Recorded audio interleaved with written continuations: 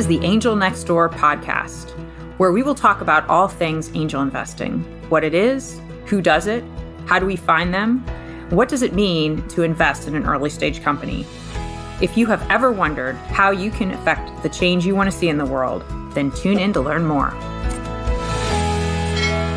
In this episode, I'm talking to my new friend and fellow author, Sarah Dusek, an extraordinary entrepreneur who navigated the switch from nonprofit work in Africa to leading the glamping revolution in the United States with her company, Under Canvas, and then forming her own venture capital group, Enygma Ventures. Sarah candidly shares the challenges and triumphs of bootstrapping Under Canvas, her transformative journey in the male-dominated world of venture capital, and her gripping decision to sell her massively successful company for over $100 million. See the article in the show notes for more details on that.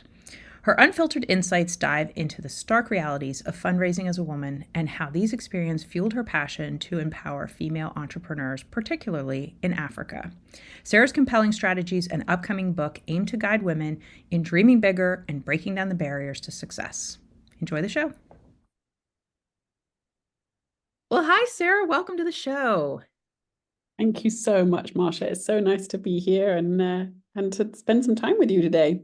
Yes, and you're calling us from Cape Town, South Africa. So we're all excited to hear about what's going on in another continent across the pond. So please start off by telling us a little bit just about how you learned about angel investing, how you became an investor, and I know you're an entrepreneur as well as an author. So we'll get into all that. So why don't you start a little bit with your background? Yeah, I consider myself an accidental entrepreneur in that my first career out of graduating from college I went to working for NGOs.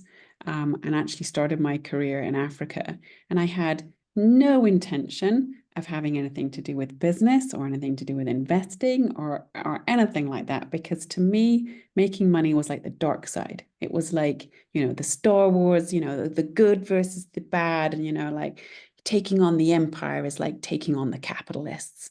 So this idea of becoming a venture capitalist myself, if you'd have told me this 20 years ago, I would have spat my coffee out at you because it would have been really quite preposterous. But I ended up becoming an entrepreneur in my late 20s, early 30s, after getting really frustrated with working in nonprofits and getting burnt out and realizing that vehicle is not very good for driving change. It's not very good for solving big systemic problems. But actually, the vehicle that's great for solving problems is a business, because that's what a business does. It solves a particular problem with a solution and is sustainable because it has to make money to keep it perpetuating itself. So I got into this idea of business can be an amazing vehicle for driving change, doing good, which I know you are super passionate about as well. Very passionate. And that was sort of my entry point into entrepreneurship, was like, how could I do some good? Because that's my big passion and driver. How can I do something meaningful in the world? And how can I contribute? And so my husband and I went on this crazy, unexpected journey into entrepreneurship, but I had not the first clue about being an entrepreneur. I did not know much other than that you're supposed to make some money somewhere along the way. I did not know what investment was. I didn't know what venture capitalism was. I was very green because it just had not been the world that I'd been operating in. And so certainly becoming an investor myself was quite a surprise. Yes. So where along the way did Under Canvas come into play? Yeah, Under Canvas was the company my husband and I spent a decade building together. After a few false starts in our business life and a few failures, as every good entrepreneur should really also say out loud, that there is no one who ever experiences any form of success that doesn't also first experience a whole heap of failure. So we definitely had our fair share of failures and finding ourselves needing to pivot and adjust and reconfigure our business ideas and, based on what wasn't working and what the market was telling us. But we after for our first 3 years of Under Canvas, we finally hit a business model that we thought was going to work, which became the business model that Under Canvas is today, which is a large-scale tented hotels outside of national parks across the US. And finally figured out that that was our magic formula, and started to grow and scale that company. And so Under Canvas is like glamping. So Yes, tell it us a little more about that, because I like that idea so much more than just having to, sleep outside on the dirt. Yeah, I liked it so much more too. I, for my sins, I married an amazing man from Montana who is an absolutely rugged, hardcore outdoorsman and loves everything to do with about being outdoors and in the wilderness and in nature. And that was just not me. And I did not like the idea of sleeping rough out in the woods or having to go dig your own hole to poop in. And Right. that was just not going to float my boat. But I did love the idea of, him not being gone for a whole bunch of time and leaving me behind, and us never the twain shall meet. So I remembered back to my sort of early years, my first career working in Africa, and remembering how spectacular the safari experience is and how just extraordinary it is to sleep out under the stars, but with a beautiful tent and flushing toilets and lovely, warm, lovely, clean beds. And it suddenly dawned on us, maybe we could recreate something like that.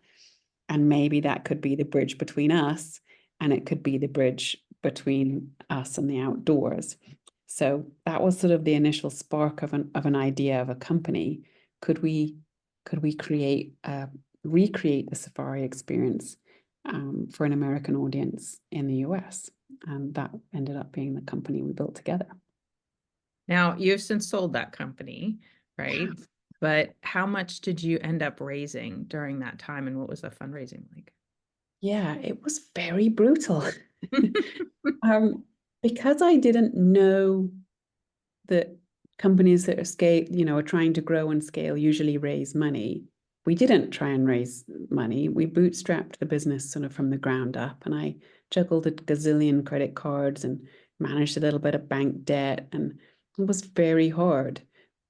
The good thing about it was it forced us to focus on being profitable, because if we weren't going to be profitable, we were just not going to be able to sustain ourselves. So the very big plus for us, we had to figure out a business model that was going to work, and it had to be a profitable model.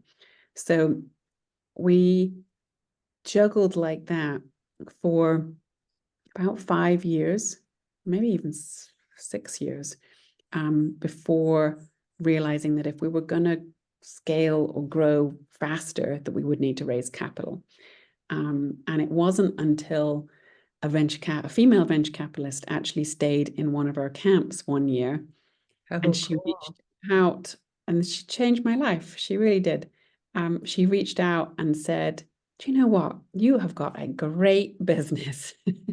I really think you should raise money, because what you're doing is really extraordinary. And I see that you've got 3 camps now, and you could potentially grow much faster if you put some fuel in the tank, if you put some capital in the bank and help you grow."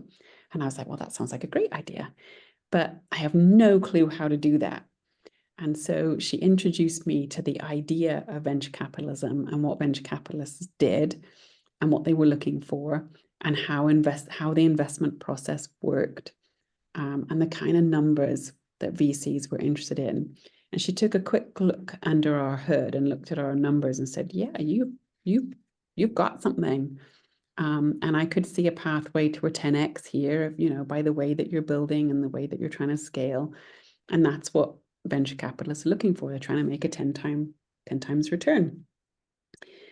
And it was all kind of gobbledygook to me. It was just information that I did not know. But as soon as she started to tell me what investors were looking for, she was also inadvertently unlocking knowledge to me as to how to build a valuable company, not just to, attract investment, but Yeah. also to understand the difference between having a small business and a business that is actually sellable someday and potentially very valuable. which was extraordinary information to me that literally revolutionized my world. And is one of the reasons today that I am now a venture capitalist, because what I've realized about myself is I used to think I was very unusual and that I didn't know all this stuff. And what I now realize is that most women don't know these things. Most women don't know what building a valuable business looks like. And most women don't understand, the difference between having a great little small business and what it takes to build a business that could be really big or could be very valuable. And that started my own sort of quest, that and the challenge of actually raising capital as a female founder was very difficult and very frustrating. And I didn't have a tech company, which at the time really was what everyone was interested in. I mean, a bit like today, everyone's interested in crypto, has been interested in crypto, and now it's AI. And there's always some kind of buzz and trend. And if you're not in that space, it's kind of like, well, I'm not interested in you. And I, of course, was not using the right language. I was still sort of learning what it was to walk in this space and build the kind of company that investors were looking for. So it was a very challenging fundraising journey. One of the reasons I became an investor and one of the reasons that I have written a book that I've written. Amazing. So then you sold the company, which was a nice exit for all involved. Yes. Right. and so then how did you... Yeah, I mean, selling a company from many zeros is a mind-blowing event. I mean, it's something that no one ever really expects or anticipates. It certainly wasn't something I was anticipating and expecting, but I remember saying to myself at one point, it must have been sort of early into our fundraising era, 6 or 7 years into sort of growing our business, and realizing how hard this path was and how difficult it was to get the attention of mostly male investors that I was meeting. I think I met one other female VC other than the original VC who, opened her little black book for me and told me all the secrets that were in it. And I've struggled to connect, struggled to get attention, struggled to, help people understand what I was doing. And the glamping industry at that moment in time did not exist. We really were the pioneers for it. So this was like a whole nother industry that people didn't even think this was an industry. Right. Today, that industry is worth about $6 billion in the US. Wow. It's definitely a thing now, but at the time it was not. And so I kept meeting sharks. I kept meeting people who I just didn't like, personally didn't like, and didn't like their way of being, didn't like their way of doing business. And it just felt like this ugly, the thing that made me afraid of making money in the first place was I was encountering it for the first time with like this Wall Street mentality that was like, I'm going to stab you in the back if it, it serves me well. And I'm going to climb this. And I just hated it. It's horrible. So one of the decisions I made in my head was, if I ever do sell this company, if this company does ever become really valuable, I'm going to be the investor that I would like to find. I'm going to be an investor, particularly for women, and help them go on a journey. But of course, I still had to raise money, and I still had to sell my business at that point in time. Right. So then you did start your own venture firm. So tell us about that. I did, yeah. We sold the majority of Under Canvas at the end of 2018. And in 2019, I did what I had said I was going to do a few years before. And we launched Enygma Ventures to invest only in female entrepreneurs, but focusing on female entrepreneurs in Africa. Obviously, my background had been from development work, both in Africa and in the Far East, and still strongly passionately, and a believer in the reality that economies change the world. Like, building an economy from the ground up by creating businesses and helping them grow and scale is how we grow an economy, is how we help a nation move forward, is how we, change people's lives. And so with that idea, we looked at the venture space in the US and still seeing it was definitely very much in its infantile state for women, but also looking at the venture space in Africa and seeing not only was it difficult for women, but there was just virtually no capital being deployed across the whole continent. So you've got 1 billion people in Africa. And when we started investing, there was less than $2 billion being invested at all in the continent, period. Wow. And at the same time, it was something like 200 billion in the US, just for sort of comparison.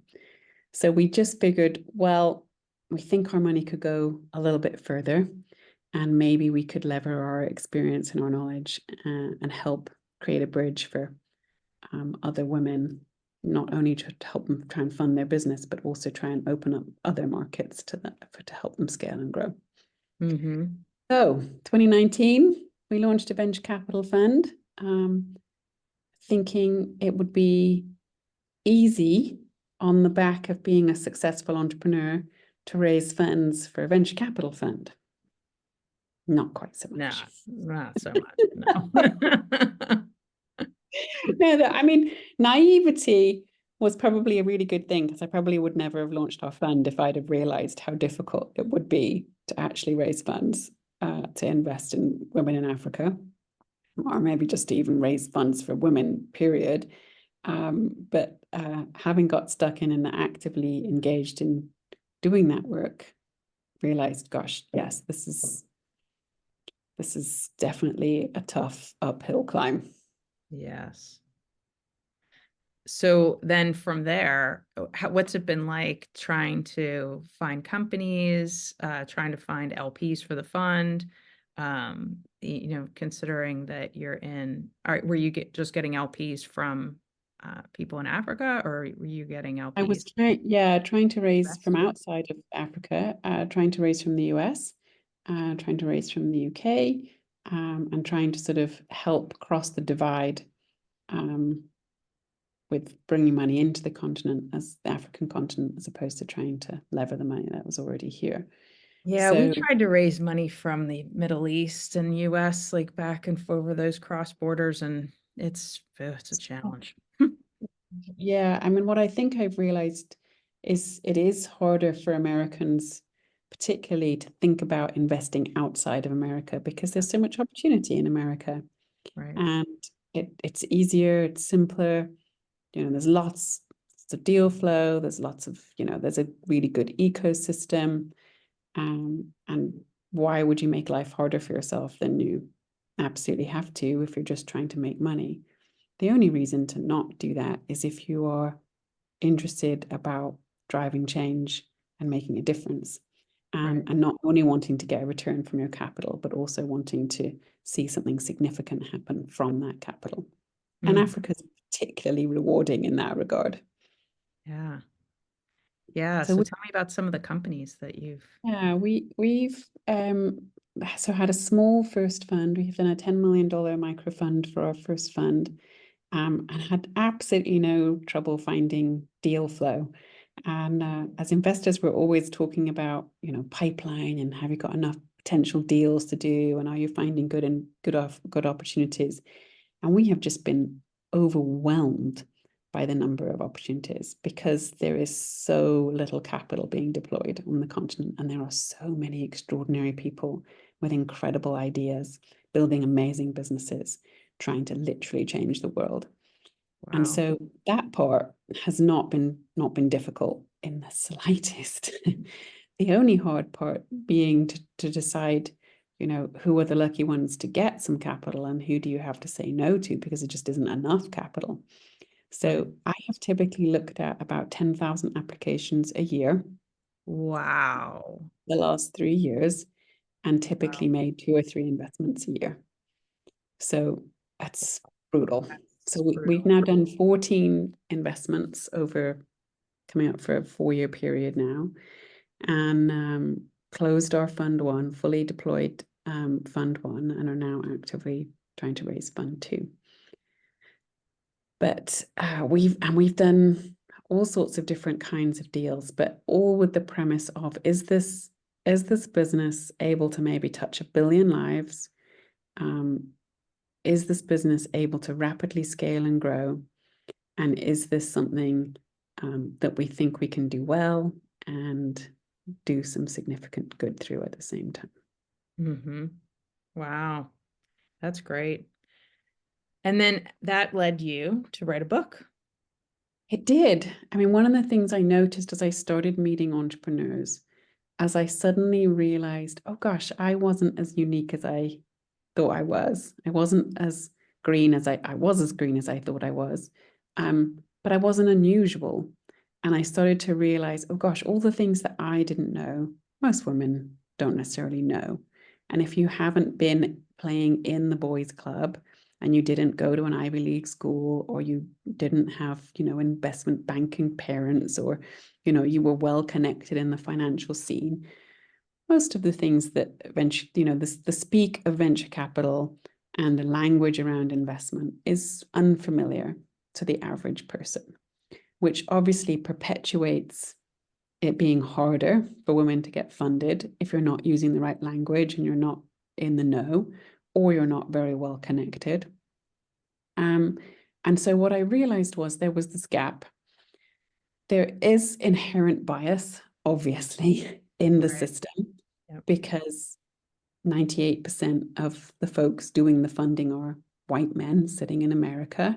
And that's going to influence who you invest in, of course, just in the same way that I will be biased in who I invest in, just because I'm going to want to invest in things I understand or I connect with. So that's definitely a massive chunk of the problem. But the other, which we have very little control over, right? But the other part of the problem is, can we understand what investors are looking for? One, and can we start thinking about building the kind of businesses that are investable? And what I started to see in general was that women were generally thinking too small, were generally underselling themselves, and were generally being realistic about what they thought they could achieve when, and not aggressive enough about driving the kind of growth and therefore the kind of return that a venture capitalist is typically looking for. Mm-hmm. So the question then becomes, okay, if you now know what investors are looking for, if you understand what the metrics are that are going to be meaningful for someone who's looking to try and make an investment, how does that change or influence the kind of business you are going to build? And my idea was, gosh, if women just knew the rules of the game, if women had a chance to understand this is the expectation and this is what's required, would it and could it make a significant difference in helping more women, A, get funded, and B, build the kind of businesses and change the stats around the numbers of women actually building big businesses? Because it really is quite shocking when you think only 2% of women ever build a business that does more than $1 million of revenue. Yeah. 2%. That means anyone who has built a bigger business than it does $1 million of revenue a year is literally a unicorn themselves, because so few women do it. And I don't think that's because women aren't capable, or women aren't as smart, or women don't have good business ideas. That just isn't the case. It's just we haven't had the generations of exposure. We haven't had, women have generally been conditioned to think about building businesses that fit with a lifestyle of also having to manage and look after a home and children and all these other kind of responsibilities. And so we just are not in the loop. And so my challenge was, okay, can I help? I don't want to keep looking at 10,000 applications a year. I want every single one of those applications to be absolutely brilliant enough, investable enough for me to say yes. And that wasn't the case. And I wanted to see the quality of applicants go up. I wanted to see the kind of businesses that women were thinking about building change, and start using the right metrics and the right frameworks to think about building something that an investor could get behind and actually make a fantastic return, and also build something extraordinary that solves a problem that other people or men are just not thinking about.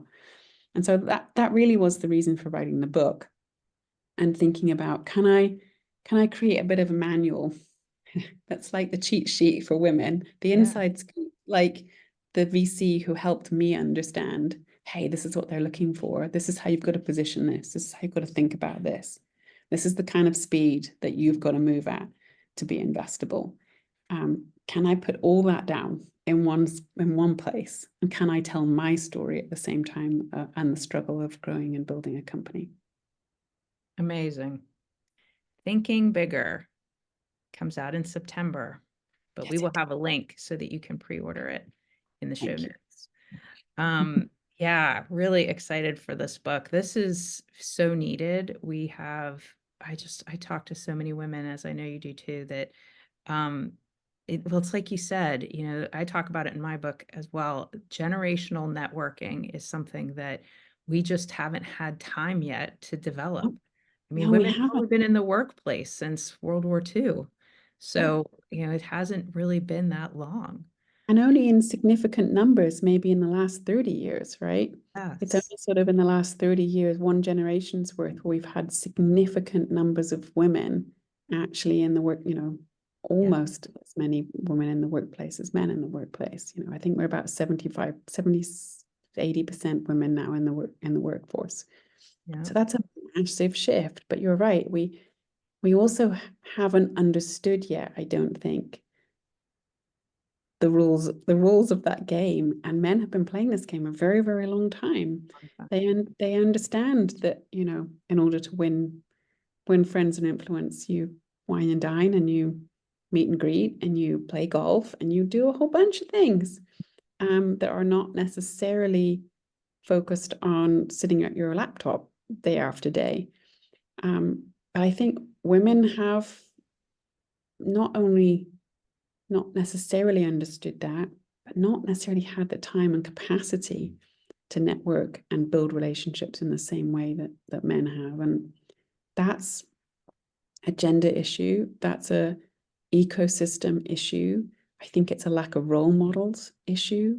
And it's the general lack of seeing other females being really successful. I mean, if you can't see it, it's very hard to be it. I remember even when I became a CEO, it never occurred to me that I could. It just wasn't in my wheelhouse, because I often, in the early days of our business, even though I did become the CEO of our business because that was more in line with my giftings, I had a business with my husband, and I often thought of myself as his helper. I didn't like helping him, and he didn't like me helping him either. He didn't want a helper. He wanted a partner. He wanted somebody really in the trenches. But I often disqualified myself, because the only role I thought I had to play or could play was assisting and helping him. And so in my own mind, I know I've had massive shifts in thinking about what's possible and who I can be and what I should be, even in the last 20 years. And I'm just one person. And so, I think as women, we're constantly having to navigate these big shifts about what's possible, what we're capable of, what's expected of us, where the ceiling is. And other women have to keep breaking the ceiling so that we can keep moving further, going faster, doing more, being who we've been created to be. So it's a journey. It's a journey for sure. It is a journey, which is why I love the title of the book, Thinking Bigger. Yeah, because my hope is that if enough women can start thinking big enough, and can start thinking about building the kind of businesses that are investable, we will get funded. It will be easier to fund us. It will be easier to be on the bandwagon with women, just because they're looking and sounding and acting. We might be solving different problems, but We're understanding what it takes for big money to get behind us and make things happen. Yes. That's my hope. Yes, mine too. Well, Sarah, thank you so much for being on the show today. Really appreciate it. And we look forward to the book coming out in September. Thank you so much, Marcia.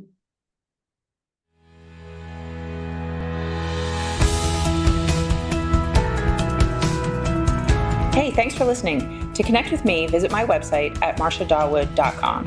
And if you're looking to learn more about investing in the changes that you want to see in the world, sign up for Anne and Bill Payne's ACA Angel University classes. You go to angelcapitalassociation.org, all one word, to find out the schedule. Many classes are offered, everything from the angel investing basics, fundamentals, risks, due diligence, term sheets, valuations, returns and portfolio strategy. And for a deeper dive, there are advanced classes which include capitalization tables, startup boards, and exit strategies. If you're not already a member of the Angel Capital Association, you can become one for the low price of $295 for the year, and that will give you unparalleled access to discounts, free webinars with a huge archive of content, networking opportunities, and much more. We'd love to have you join us. All content for this website is informational and not intended to serve as legal, tax, accounting, or investing advice. While Marcia, that's me, does serve on the SEC Small Business Capital Formation Advisory Committee, my views are my own and not the views of the SEC or my fellow colleagues on the committee. Our speakers and hosts are thoughtfully selected for their educational value, but their opinions are their own and do not necessarily represent the views of the host, me, or the Angel Capital Association, and neither specifically endorse the use of presenters' products or services. Listeners of the podcast should consult their own tax, investing, legal, or accounting advisors before making important financial decisions. All warranties, including accuracy, completeness, and suitability for specific purpose, are disclaimed.